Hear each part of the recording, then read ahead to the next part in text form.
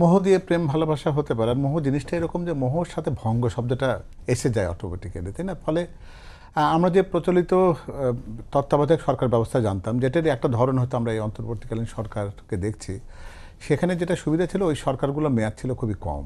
তো ফলে মোহ থাকলেও সেটি ভঙ্গ হওয়ার মতো সময় ফুরিয়ে যাওয়ার আশা বা আসবার আগেই সরকারেরই মেয়াদকাল শেষ হয়েছে। এই ক্ষেত্রে যেটা হয়েছে কি যে ঠিক মোহ দিয়ে কোনো সরকার চলে না।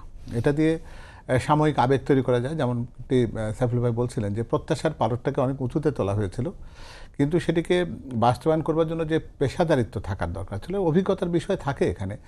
রাজনৈতিক প্রজ্ঞা একটা জিনিস আলাদা, আর আপনি প্রাতিষ্ঠানিক বা একাডেমিক দক্ষতা বা যোগ্যতা নিয়ে আপনি তাদের ক্ষেত্রে হয়তো একাডেমিতে আপনি প্রতিষ্ঠিত হতে পারেন, সেখানে আপনি পারঙ্গমতা দেখাতেই পারেন, কিন্তু বাস্তব জগতে এসে যখন মানুষ তার প্রাত্যহিক রুটি রুজির বিষয়গুলোর সাথে মুখোমুখি হয়, নিরাপত্তার সাথে সম্মুখীন হয়, শিক্ষাঙ্গনে তার সন্তানের পরিবেশ কেমন আছে, কেমনভাবে সে শিখছে, এই বিষয়গুলো যখন মানুষের কাছে প্রশ্নের আকারে আসে, আর সেখানে যখন প্রত্যাশার সাথে প্রাপ্তির অনেক বেশি অসঙ্গতি দেখে, তখন কষ্টের জায়গাটা তৈরি হয়।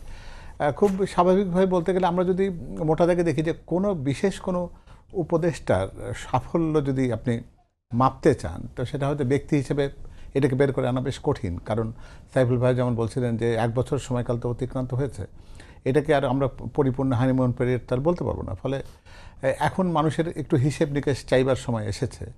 তো ফলে আপনি যেটাকে বিএনপির দায় আছে কিনা বলছেন, বৃহত্তর দল হিসেবে বিএনপি কিন্তু সবসময় যে কাজটি করার চেষ্টা করেছে সেটি হচ্ছে যে বিএনপি এমন কোনো হঠকারিতা বা এমন কোনো অবস্থান নিতে চায়নি বা যেটাতে এই সরকারের স্টেবিলিটি বা তার স্থায়িত্বের উপরে কোনো আঘাত আসে। আমরা প্রথম দিন থেকে বলেছি যে এই সরকারটি, যেমনটি সাইফুল ভাই বলছিলেন, যে আমাদের সবারই আশা আকাঙ্ক্ষার সরকার, অর্থাৎ এত বড় জনসমর্থন নিয়ে বাংলাদেশের ইতিহাসে কোনো একটা সরকার যার কোনো বিরোধিতা নেই, যার কোনো প্রতিপক্ষ নেই, সেই সুযোগটা কাজে লাগাতে পারাটার ক্ষেত্রে বিএনপি হয়তো কোনো অনেক ক্ষেত্রে অনুভব করেছে যে যারা হয়তো প্রতিবাদী হতে পারতো, কিন্তু প্রতিবাদী হলে হতো কি যে এই সরকার তো কোনো রাজনৈতিক সরকার নয়, ফলে এই সরকারের যে স্থায়িত্ব, তার স্টেবিলিটি, এটি প্রশ্নবিদ্ধ হয়, এমন কোনো কাজের সাথে বিএনপি যায়নি।